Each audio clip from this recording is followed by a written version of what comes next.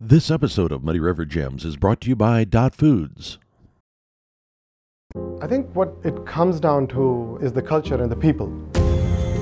Our culture here at Dot is like no other. I've never experienced anything like what I've lived with for the last 12 years. Dot is very diverse. It is truly a family-owned business, but it is a family inside and out. You always feel like you matter and you play a big hand in the pot. There's so many opportunities to make a difference at Dot and really contribute to the success of the organization. Tom and Huck, one of the most recognizable sites in downtown Hannibal, Missouri. That, along with the Mark Twain Boyhood Home and Museum. For 46 years, one man has been instrumental in guiding that effort. That's on this edition of Muddy River Gems, brought to you by Dot Foods.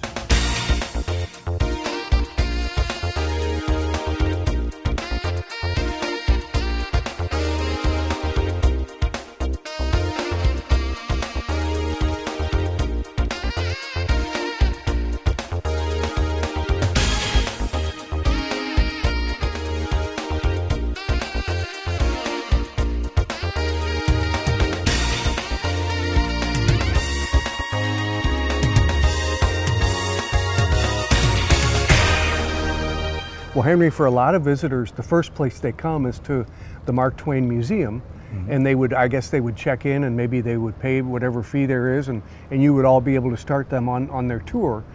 But this wasn't always here, was it? This wasn't always part of the complex. Well, the building behind me today we call our museum gallery building. And it came to the museum at the same time that we were working on the restoration of the Mark Twain Boyhood Home in 1990. And as we were in the middle of that restoration, this building, which had been a store building, went on the market. And we realized that this was one of the last big store buildings that was going to be available in downtown Hannibal. And it is 2 blocks away from the Boyhood Home. And we took into consideration that by adding that to our museum properties, we would be forcing the visitors to travel these 2 blocks down the street, and thought that that would help with the redevelopment of some of the buildings and bring more businesses into downtown Hannibal. And that has proved to be the case. Well, we were in the process of fundraising for the Boyhood Home project, and that left us with a dilemma that we couldn't go out and spend a lot of money on a new building while we were raising money on that project. So Herbert Parham, who was our board president at that time, stepped forward and bought the building, and he gave it to the museum. And I like to say that he gave it to us twice, because he had worked for Monsanto in St. Louis, and they would match gifts of up to $10,000. Oh, man. So he had the building appraised, and over a series of years gave us a $10,000 interest in the building and had it matched with cash from Monsanto. Fantastic. So that's how we got started on using this particular building. And when we got the building, we looked at it, and it's very interesting that it's several sections that have been built and added and sort of welded together. And there are about a dozen construction phases to the big shell of the building that is our museum gallery building. And as we started on it, we stripped everything out from wall to wall inside, did a lot of strengthening, added extra timbers to the second floor joist to make it strong, and got the building ready for use as the museum. And we'll step inside and take a look at where we are with our exhibits and what we've done inside the building, and talk a little bit about where we're going in the future. Would love to do that. Let's do it. Well, Henry, we've made our way into the gallery, the museum gallery.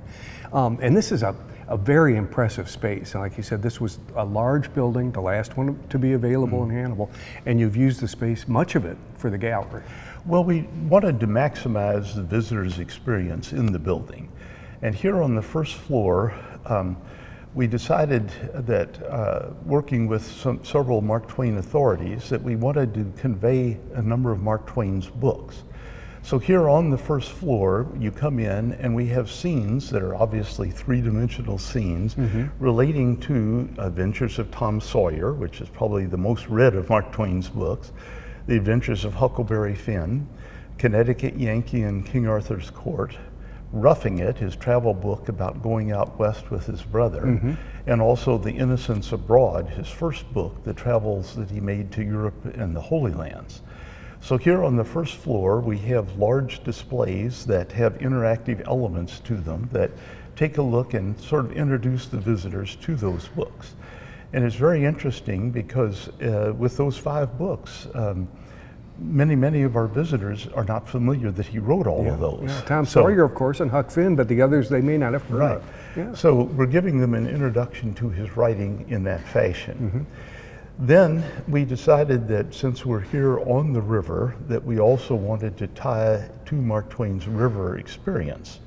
And we put in a large stairway that goes up to the mezzanine level, and we wanted it to be reminiscent of a steamboat.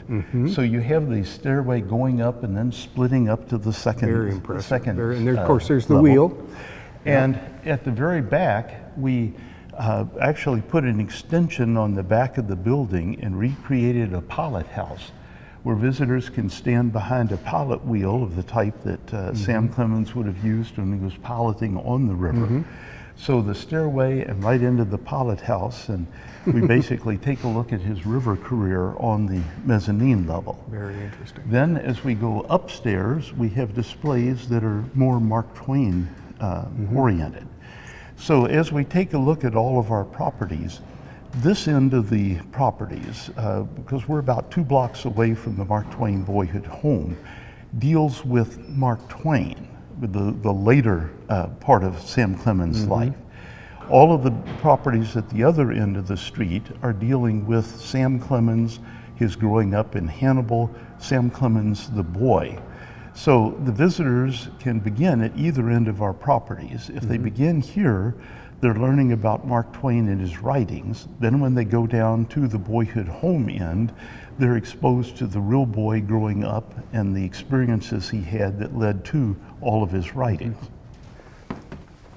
Okay, Henry, the second floor, haven't been here before, but I'm just assuming from looking at the paintings that we're doing, these are Rockwell paintings, aren't they? And these would have been covers about Mark Twain's work, I guess. Norman Rockwell was engaged by the Limited Editions Book Club and Heritage Press to illustrate special editions of Tom Sawyer and Huck Finn. And he did 8 paintings for each of the books. And we have the original paintings here in the museum. Along with that, up on this floor, we have a wealth of materials that are relating to Mark Twain. The Norman Rockwell paintings, of course, are very popular with our and visitors. originals, my goodness, Yes. With the Tom Sawyers, we have lithographs of the preliminary drawing that Rockwell did before doing the final drawing. So you can see him setting the scene and then painting the final scene. Fascinating. We have up here, again, a lot of things relating to Mark Twain. We have a jewelry casket that he had handmade in Italy for his wife, an insurance policy that he took out at the time that he was engaged to Livy Langdon and thought that he needed to be able to provide for her. A cast of Mark Twain's hand. And one of the more unusual items we have is a death mask. Sam and Livy's first child was a boy who died when he was about 19 months old, and they wanted a sculptor to sculpt a bust of him, so they made a death mask of him after he passed away for the sculptor to use. Many of these, now correct me if I'm wrong, but many of these items were obtained probably in your time here, and if without this building, you wouldn't have a space to display these. Well, this space was obviously needed because the space we had in the old museum building next to the boyhood home was very limited. And many of these things go back to the Mark Twain Centennial in 1935 when they first set up a museum that led to the building of that stone building next to the boyhood home. And Mark Twain's daughter, Clara, gave a number of these personal things from her, what she still had of her father's, to the museum here. So things like this jewelry chest and so on were actually Mark Twain's daughters that she gave to us. But up here we also have copies of first editions of all of Mark Twain's major works. We have examples of 2 of his inventions that he got patented. Again, this building is Mark Twain, and that's both the writings and the personal life. So that's what we're reflecting upstairs. And Henry, as curator, you're still involved in trying to obtain more Twain stuff, because there is Twain stuff out there. It becomes knowledge to you. People will contact you, or you'll find out, live in the Twain world, you'll find out about items that may not have been known about before. Well, many of the items that we have been donations to the museum. On one hand, Mark Twain is known around the world, and we have a display over here of foreign language editions of Tom Sawyer. And we will have visitors from different countries who come through and see that and then send us copies of his writings in a different language. But we learn of letters, we learn of other things from time to time, and are always interested in trying to add to our collections. So yes, it is interesting to be on the hunt for new Mark Twain artifacts. Henry, you never know what's going to show up sometimes. Somebody calls you out of the blue, says, I'm sending you a box, and you end up with a 350-pound bust of Mark Twain. How'd that happen? Well, we received a letter at the museum from an Emil Selitz, who was a neurosurgeon out in California.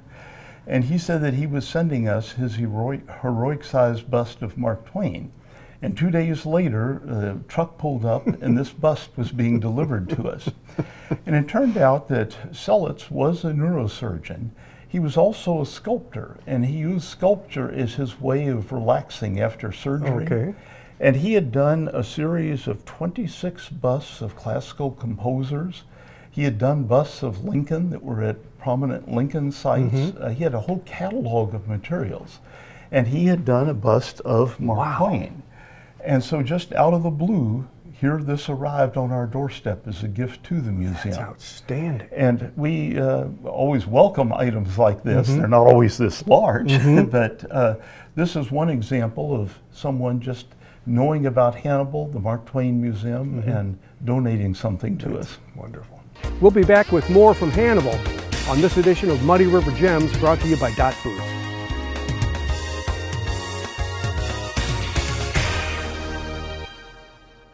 From our trucks to their lunch trays, to your local hospital, to your favorite pub, and to your kitchen table. For more than 60 years, Dot Foods and Dot Transportation have been stocking the shelves of your hometown.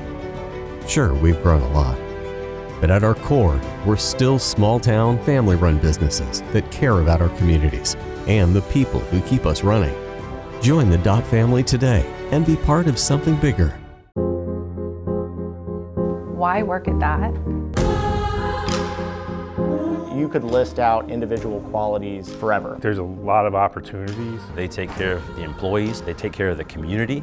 So our pay, our benefits, it's competitive. Time off, tons of flexibility. They're willing to work with you to help you advance.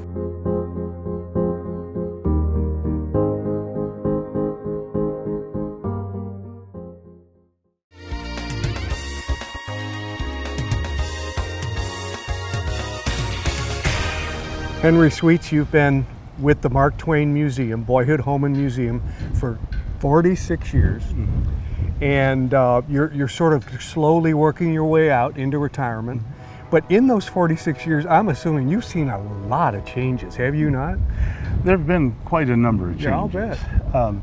I grew up here in Hannibal, and my family moved to Hannibal in time for me to enter the first grade. So I went through school here, then headed off and got a couple of degrees. I did teach high school for 4 years, decided I wanted to get into the museum field, and was finishing a degree in American History and Museum Studies at the University of Delaware when the last person who'd been a live-in caretaker here at the museum resigned.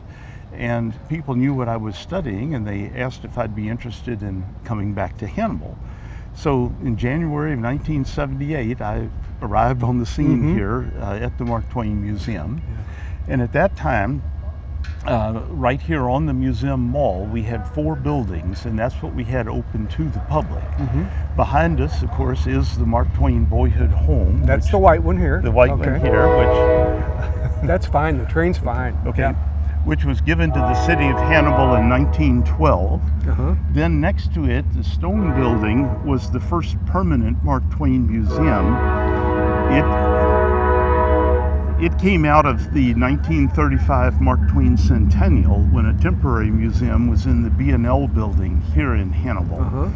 And when they built that building, the caretaker at that point had been living in most of the boyhood home, and only the front parlor was open to the public.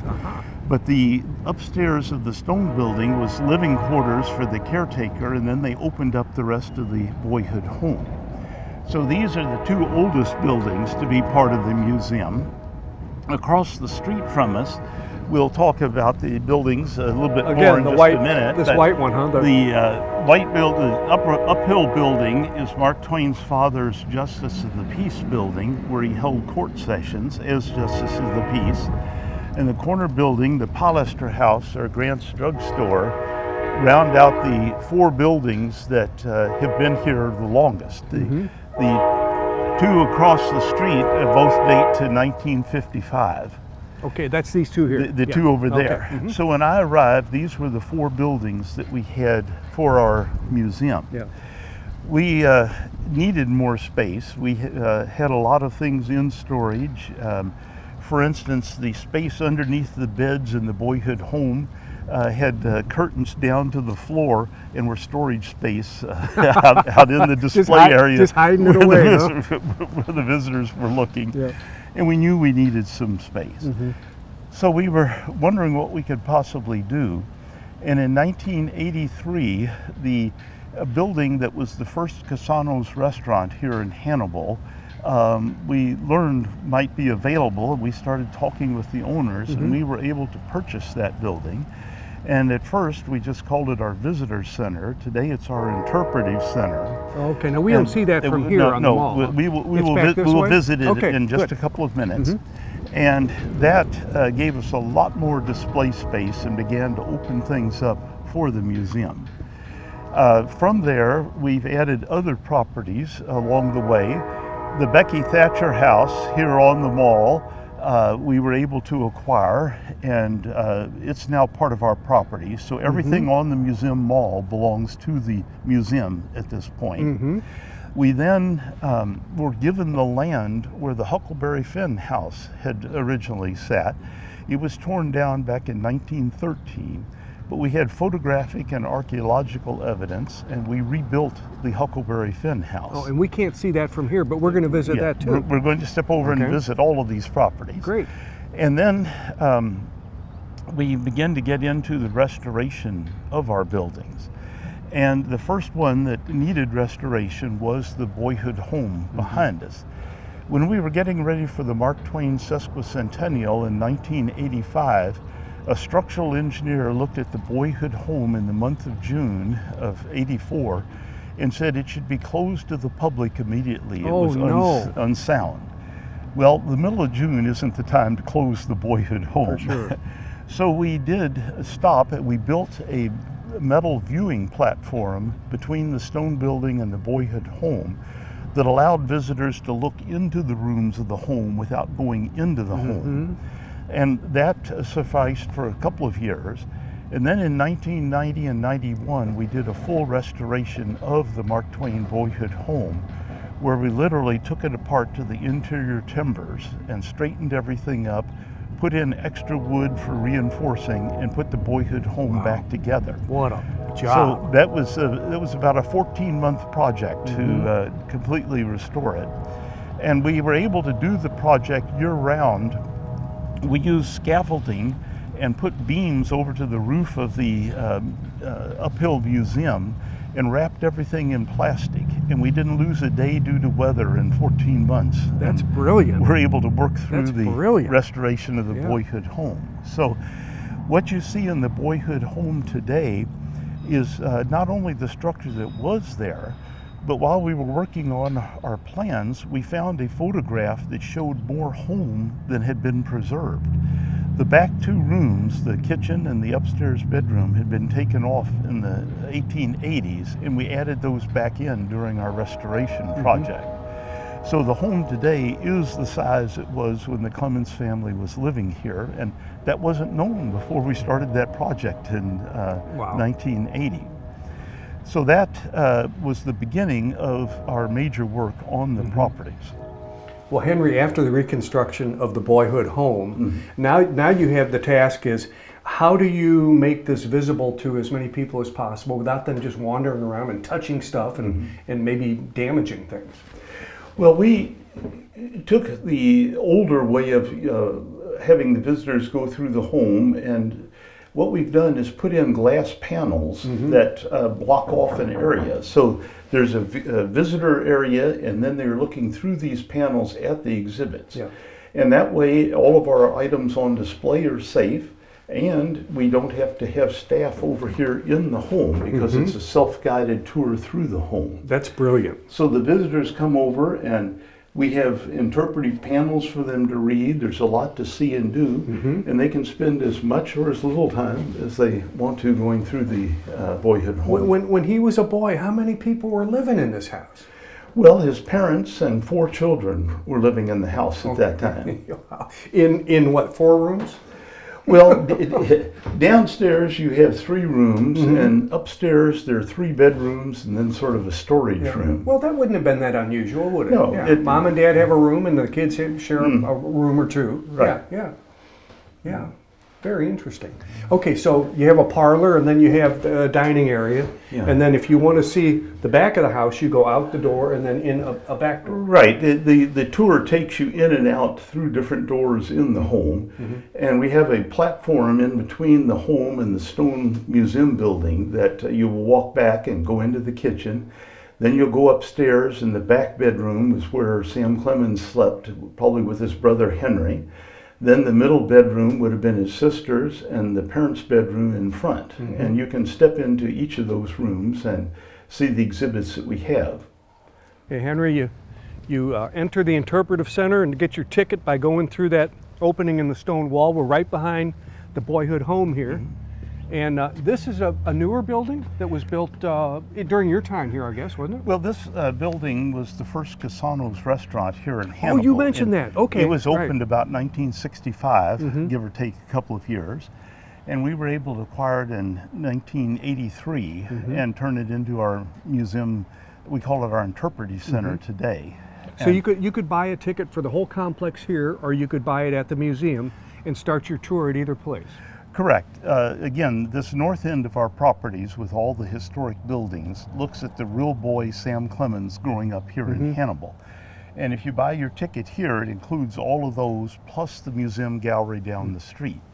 If you're down at the museum gallery, you begin with Mark Twain's later life and his writings, and then come back to see where it all started. You call this the interpretive center. Let's go and take a look. Thank you. Well, here in the Interpretive Center, we're taking a look at the young Sam Clemens growing up here in Hannibal, and you meet his family members. You see what his schooling was like at that time. Obviously, slavery was here in Hannibal and also in the Clemens household, so you're exposed to that. It ends up taking a look at printing, because after his father died, he was apprenticed to a printer here in Hannibal.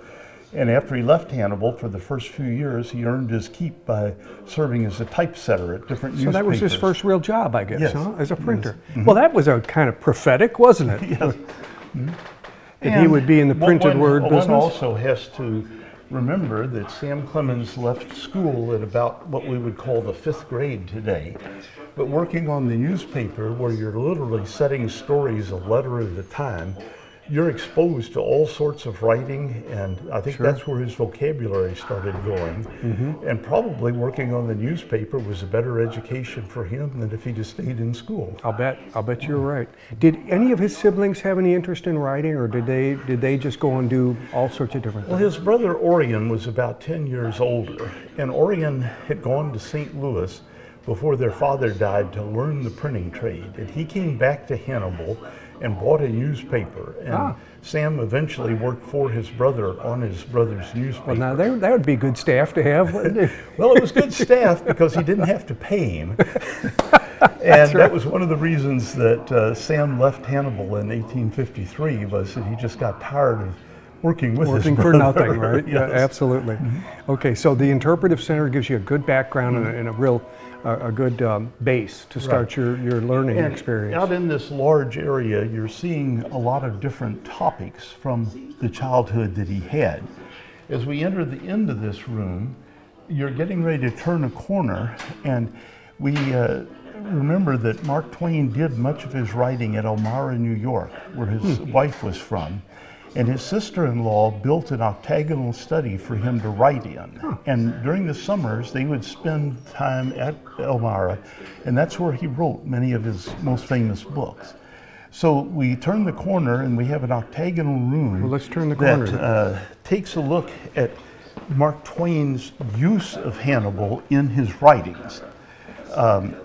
Here you're seeing the real people and things that he experienced. Then we turn around the corner, and you see how he used different scenes from Hannibal through his writings. The characters in many of his books are based on people that he knew from here in Hannibal, at least inspired by them. Incidents such as the shooting of Boggs by Colonel Sherburne, which appears in Huckleberry Finn, is based on a real murder here in Hannibal. Many of the things that he's writing about are very autobiographical. So you've seen Sam Clemens, then you turn the corner to Mark Twain thinking back on Hannibal. So that's the introduction that we want to give to our visitors before they start out to go visit the scenes where many of these things actually happened. Okay, Henry, we just left the Interpretive Center here, and this used to be an alley, I guess. Yes, this was city land down here. There was an alley through here that we were able to get the city to abandon for us. And we are about to go into a reconstruction of a house where another of Sam Clemens' friends lived, Tom Blankenship. And Tom Blankenship was identified by Mark Twain as being the model for Huckleberry Finn. Okay. And this house that was here was torn down back in 1913, but we had a lot of photographic evidence, and we also had archaeological evidence that we used to reconstruct the house. And as we were working on this, we found a large two-story building that had been built in the 1840s down near Frankfort, Missouri.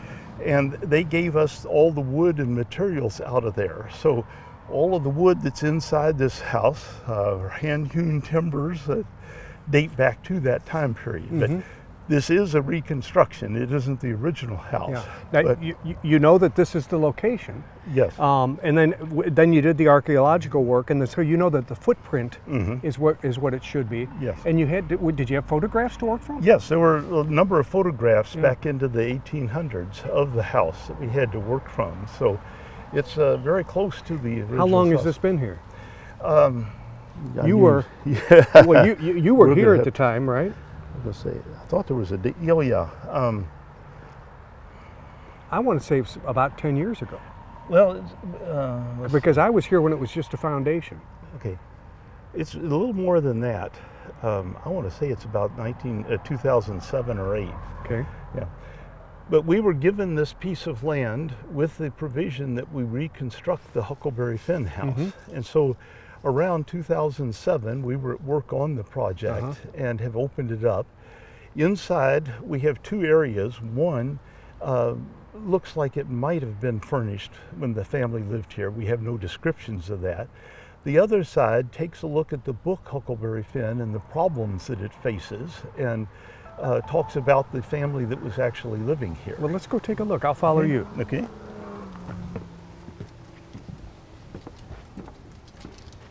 And watch your head. It is a low door. Well, I don't usually have to worry about that.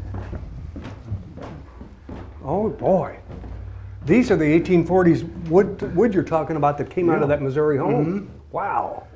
And I said hand-hewn timbers. Yeah. Now they were a rather poor family, the Blankenships. How many? Do you have any idea how many siblings he had? Well, the Blankenships were a very poor family. Mr. Blankenship was arrested a couple of times for stealing, one time for taking 2 turkeys out of somebody's yard. Oh boy. So they were a lower class family, as Huck is in the story. And when the family was living here, they had about 7 boys and girls. Oh my goodness. So they're crammed into a very small space here. And we don't know anything about really what their possessions were. Yeah. But we can talk about the family and the importance of the book. And is that interpreted on this side, or how does that? Well, oh, I see. Okay, so this is off limits as in Mark Twain's boyhood home. That's how you can make this a self-guided self-guided tour. Yeah. Well, they did have 2 fireplaces, but that's the kitchen there, isn't it? The kitchen fireplace. Well, again, we don't know. But with the 2 fireplaces in this small home, one of these may have been added when it was a craftsman's building of some sort. Somebody with whatever they were manufacturing needed an extra fireplace. We don't know the true history of the building. Henry Sweet says in his 46 years here as curator, 4 million people have visited the museum. Well, he's phasing toward retirement. He'll be hard to replace. With another Muddy River Gem in Hannibal, I'm Mark McDonald. Thanks for watching. This episode of Muddy River Gems was brought to you by Dot Foods.